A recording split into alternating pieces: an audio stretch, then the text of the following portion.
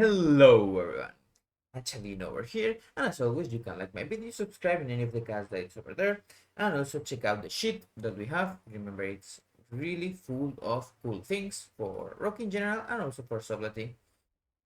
It in the description and also over there. So this is the dungeon bites for Waycrest Manor.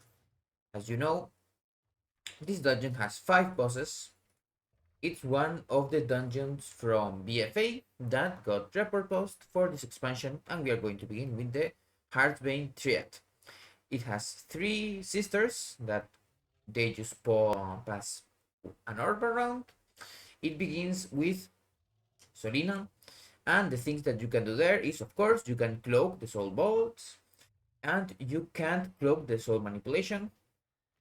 But what you can use in this case is just don't use your cooldowns until the MC. So if you get MC, you don't lose your uptime on them. Especially if you are outlaw or assassination, it may mess up your banish thingies. It's really annoying. Then it goes to Sister Malady. You can pre-cloak and also cloak the unstable mark. Pre-cloaking will make it not appear, and cloaking it will make it explode. Because of course, kick Runic Bolt, and cloak also reset the stacks on Aura of Dread. Remember that you have to keep moving or you get more damage. Lastly, you can banish the jagged needles. You can't cloak them because they are physical, so just keep that in mind. Aura of Thorns just does a lot of damage. You can of course kick the bolt, and also you can't cloak this one because it's also physical. For the Soulborn Goliath, there are only one thing that you can do. You can, in this case, pre-cloak the Soul Thorns. There's not much else you can do. If you are human, of course, you can use your racial, the will to survive, to remove that stun effect. For raal the Gluttonous, you can blind the servants, you can also stun them, of course. There's also one thing that you can do at the beginning of the fight. You can Shadowstep and know more or less when it leaves you. It's going to be there all the time. You can use that to dodge swirlies and the breath itself while you are doing damage.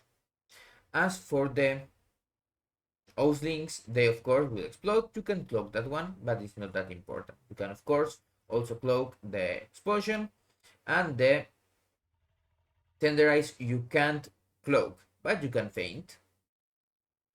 Lord and Lady Waycrest.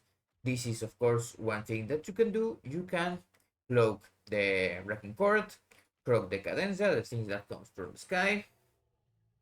You can also pre-cloak the Pathogen, or if you get it, you can cloak. But remember, if you cloak when you already have it, you are going to leave the remnant in the floor, and someone could get damage from it. For the Western Strike, it's something that it's only for the tanks. And last but not least, you have, of course, Gorak Tool.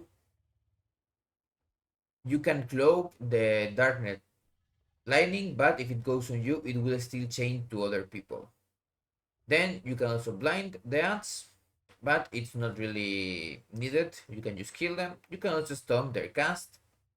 And of course, blinding will also interrupt the cast itself. For the Dread Essence, you can also, of course, cloak it or paint it. That's almost all of the things that you can do. There are many things that you can do with normal mods, but as you know, this is only for the bosses. Okay. Have a nice day.